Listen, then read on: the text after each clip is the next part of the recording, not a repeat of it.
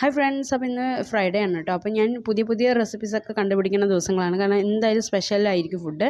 അതുകൊണ്ടാണോ എന്തോ ഇക്ക വെള്ളിയാഴ്ച വരുന്നത് എന്നെ നിർത്തിയിട്ട് വീട്ടിലേക്ക് ലഞ്ച് കഴിക്കാൻ വരലേ ഇല്ല. അപ്പോൾ അതിൻ്റെ ഇടയിൽ ഞാനൊരു ടിപ്സ് പറഞ്ഞുതരാം കേട്ടോ. പച്ചമുളക് ഒരുപാട് ദിവസം കേടുവരാതിരിക്കാൻ വേണ്ടി അതിൻ്റെ നെട്ടി പറിച്ച് കളഞ്ഞ് കഴിഞ്ഞിട്ട് അത് സൂക്ഷിച്ച് കഴിഞ്ഞാൽ ഒരുപാട് ദിവസം കേടുവരില്ല കേട്ടോ.